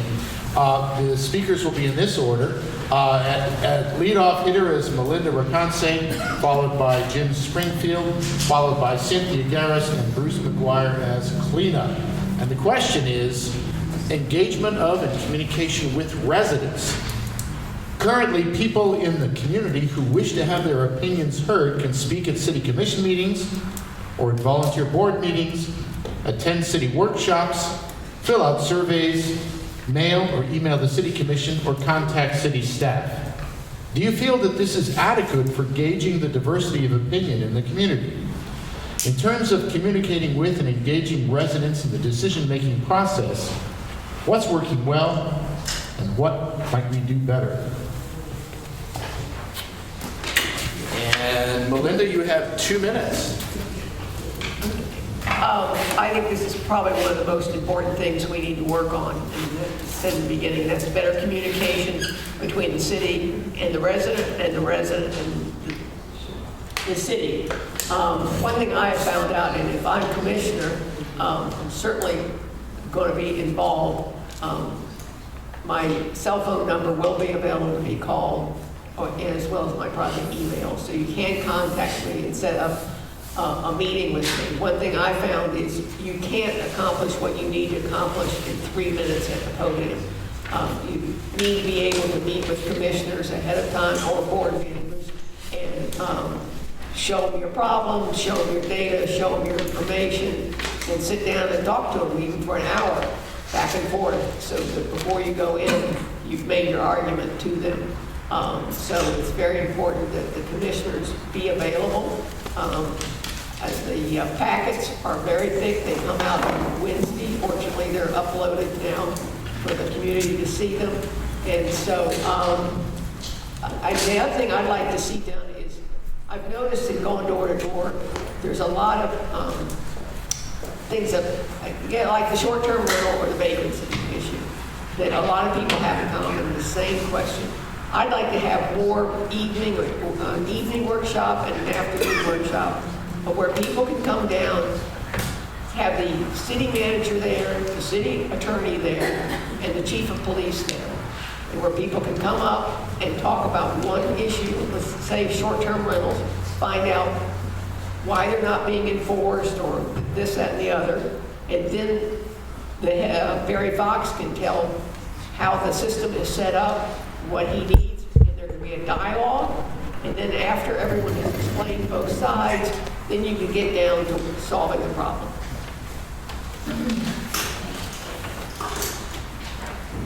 Go ahead, 2 minutes. I'm going to steal an idea from Ron Michler. When I was assistant principal at Sebastian Middle School and Ron was the principal, he put us on a bus as a faculty and drove us to Marsh Creek. And then he drove us to Armstrong. And so we as a staff got to see where our students were coming from. And I would really like to see, along with what Melinda's just saying, this type of regular meetings, not just workshops, but have a regular meeting in the different zones of the school, of the city. For instance, having it at Solomon Center, so that the areas, people in those neighborhoods feel comfortable going. What happened when we did this with Gamble Rogers, we went to Hastings and had a meeting, we went to Armstrong and had a meeting. The parents came and met us. They felt comfortable to then come to the school. Plus, parking wasn't a problem for us, but parking is a problem coming to a city meeting, and people just say, well, you can't park down there. So move a couple of meetings a year to the locations around the city. You can have them at the Moose Lodge, you can have one right here in this building right here, one in the Calhoun Center, and that way the city can actually get engaged. Melissa Whistle's doing a great job, and I have her bold right here on my sheet that I typed today. I didn't know she was going to be here, for getting the word out. It's much better. She got a lot of kudos for what happened during the hurricane. We still have more to do, though, with communication. And I agree with Melinda that we've got to have workshops and sessions for just like this with commissioners. They're public meetings. They have to be announced and all that. But a time where the commissioners don't have an agenda except for what's brought by the citizens. All right. 30 seconds, Melinda.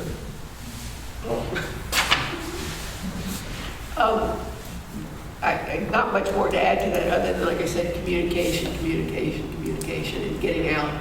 And mostly also the one-on-one. Just go out, as a commissioner, go out and meet with the neighbors and meet and look at the problems. And like I said, that's one thing I found out going door to door, and absolutely, I've been going door to door since July. And I've been in every neighborhood and probably been on 2,000 doors so far. Melinda mentioned it, but I think both of us are intending for this to be a full-time job. I do want to emphasize the 24-hour rule that I'm going to implement to myself, at least, for emails and for phone calls, that I'll return those calls. I've had a lot of people mention that they've texted or they've emailed a commissioner and they haven't even gotten a response. So that's not going to be on my agenda. And I agree we do need to meet face-to-face, but we can also meet as groups so that you can feed off it. There's a synergy in a group that ideas can be come up with.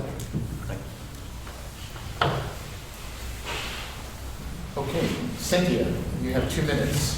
It is very important that your city commissioner be approachable, that you're not intimidated by them. I watch some people because I've been going to the board meetings, and it seems very difficult for some people, because everybody doesn't feel comfortable speaking in public, and when they go up there and they seem nervous, but they still want to have their voice heard. I believe as a city commissioner, when you take a public position, you need to be in the public's eye. That means when they have things like the Rhythm and Ribs Festival, walk around and talk to people. I did that when they had the Rhythm and Ribs Festival last weekend. You have to be approachable. Also, like I said, I went to the CRA for Lincolnville because I was invited by one of the board members. And her comment to me for being invited was, I don't think we should always have to go to the commission. Sometimes the commission needs to come to us and find out what your concerns are. And I would be delighted to come to some of your meetings to find out what you're talking about in your community, what concerns you. Because that's where it counts. What concerns you? What makes you happy in your home? What can we do to fix it? So if you do come to a commission meeting, I've already felt your desires and your pain and know what you need done in your community. I think that's very important, that we work together, because we're stronger together. 2 minutes, please. I think everybody's hit the real issue pretty well on the head. However, there are other issues too, and one of them, to me, is openness. Last week, our neighborhood association had John Reagan come in, and he talked for about an hour and a half on floods and what they're doing. It's the most complete discussion I have heard from any city employee or commissioner at all on flood issues and how they're moving forward on it. I told him that's great. We need to get that out to more people. We need to get the commissioners out. On the other hand, an issue a couple of months back, I wrote an email, sent it to all 5 commissioners. 1 responded, 3 did not. The other one who responded said, "Thank you very much. I've already made up my mind." And I thought, what is going on here? You know, you're not supposed to make up your mind until you hear from the people. The problem is the people are not given the ability to speak and present their position. Think about it. A commissioner gets one position.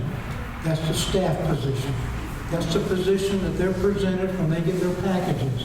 They're not able to go out and say, let's go down, I say not able, they don't go out to a community and say, well, how is this issue on street performance going to affect this neighborhood? They don't do that, and they should. The people are the ones who are affected. The businesses are the ones who are affected, and we need to be able to approach our commissioners and present them long before issues come before the commission.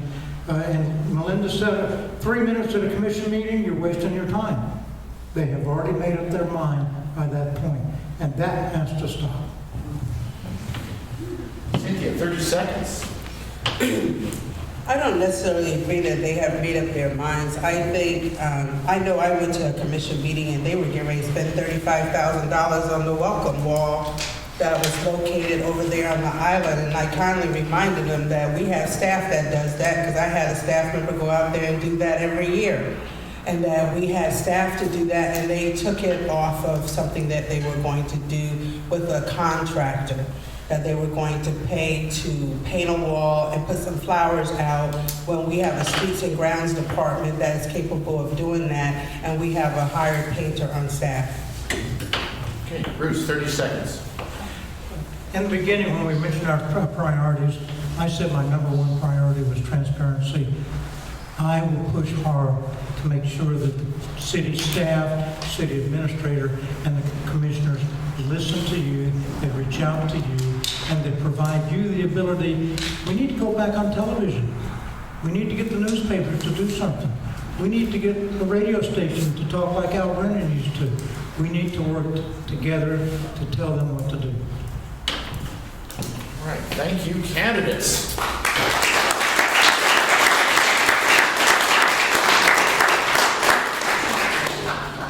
The sequence of speaking for the last question will be Melinda Rakoncay to start off, Jim Springfield second, Bruce Maguire third, and Cynthia Garris with the last word. This is the final question of the evening, and first off, I want to thank all of you for your patience and for sitting through this. This is a long night, but a very, very informative night, at least for me.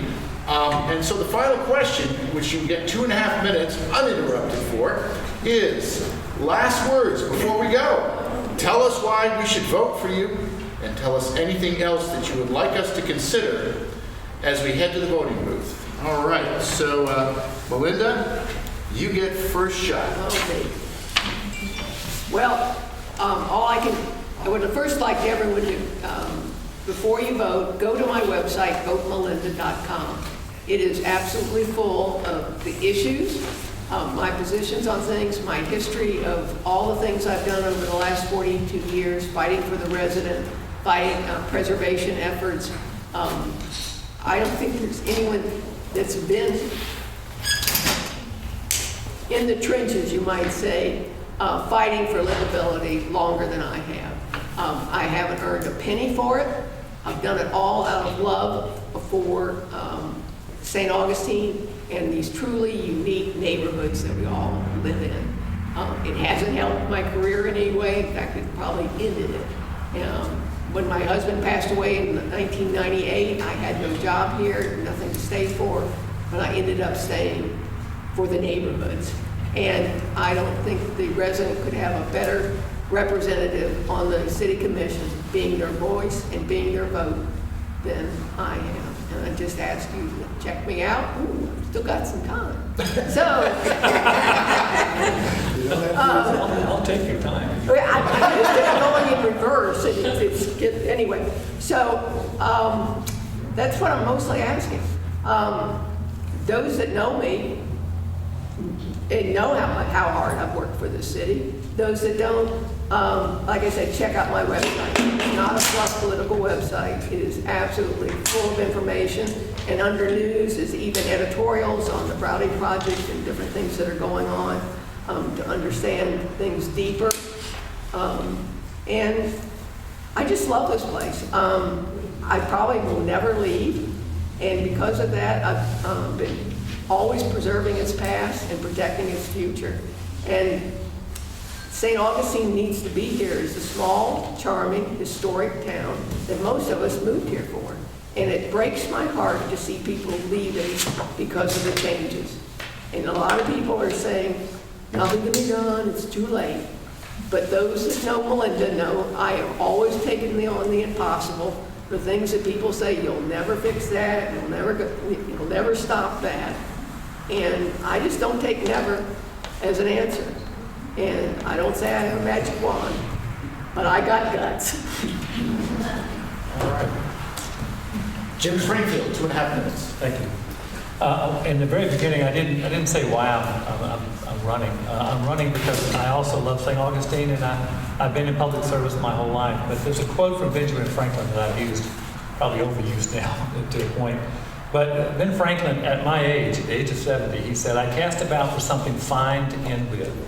I'm desirous to conclude on a bright spot." And then he went on to help write the Constitution. And so I'm retired, I'm healthy, I'm ready to serve. I've always been ready to serve in my career and volunteering. I've served as president of Kiwanis. I've been involved with United Way. I started the Gamble Rogers Music Festival, and I was the president. I was also worked with the Education Foundation. I've worked on several church boards, HOAs, COAs. I was president of the American Camping Association in the state of Florida, and also the president of the Florida Education Negotiators. So I have led committees, I've led groups, large ones and small ones. I've served at the will of the school board, and I know what it takes to put together a good meeting, and I know what it takes to train as school board members. That was one of my responsibilities. And so I understand what the city commissioners do. The city commissioners have a responsibility to the public, but their job is to hire the manager, the lawyer, and the city clerk. That's one. They set the taxation and they set the budget. That's two. And they write ordinances. I have experience in all three of those areas in depth. I have hired vice presidents of the college. I've hired principals. I've been on the search committee for hundreds of people. I've actually worked with selecting an attorney. I've written ordinances to be proposed through the education negotiators and also through our own cabinet. And I've also written policies for schools and enforced them. And also worked on budgets that's much larger than the school district budget with Martha Michler at the cabinet level of the school board, and we had to modify those a couple of times a year. So I've studied budgets, I understand them, and CFOs didn't particularly like me at the table at times because I could evaluate what was going on. So I'm prepared, I'm ready to serve, and I want to serve. All right. Bruce Maguire, 2.5 minutes. Okay, the biggest issue with me is the character of the city, the safety of the people who live here, and the protection of our businesses to be able to provide for our families and our community. All those three are important underneath the umbrella of historic preservation. We are a unique city throughout the entire country. We have things that no other city has. We need to protect those assets, those treasures, from being taken away by people who don't understand what they really mean. I don't want the city to turn into what I call a Disneyland.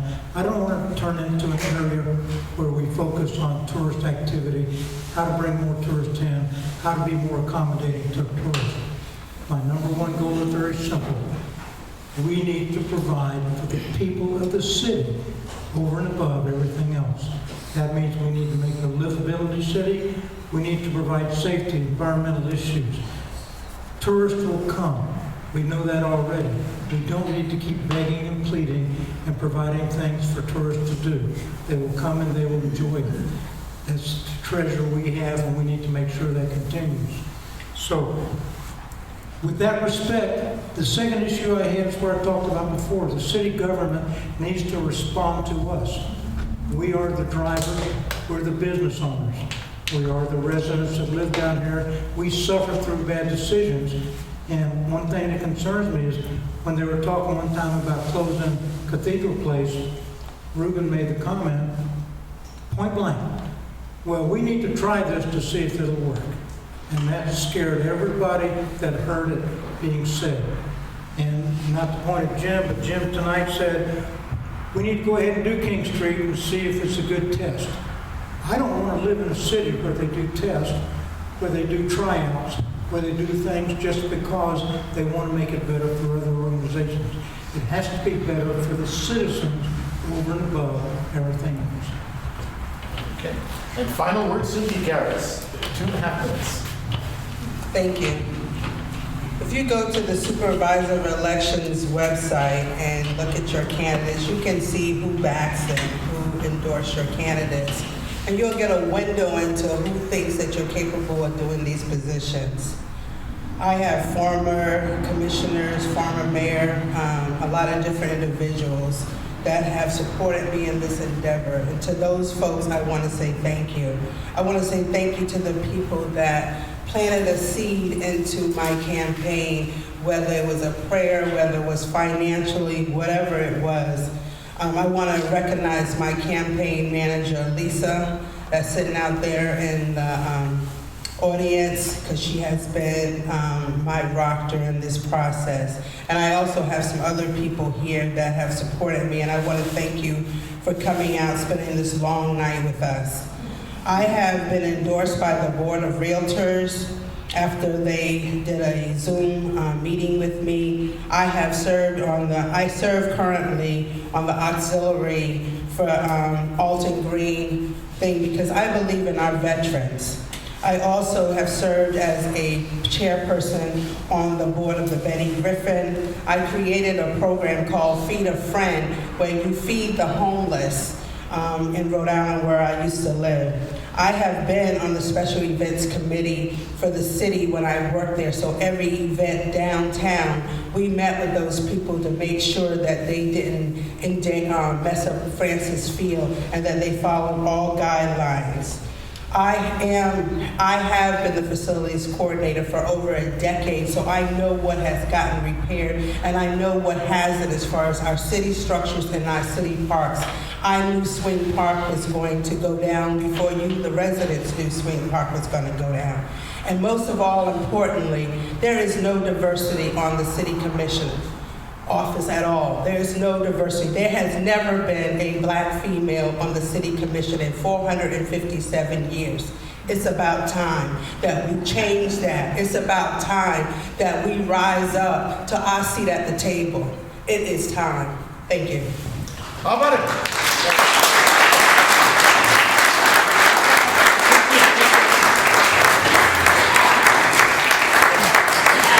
Thank you very much, ladies and gentlemen, and I cannot thank our 4 candidates too much. What a fantastic job. What a long night. Y'all did amazing. We have the room till 9 o'clock, so if you want to mingle and meet with the candidates, please feel free. And thank you all for coming.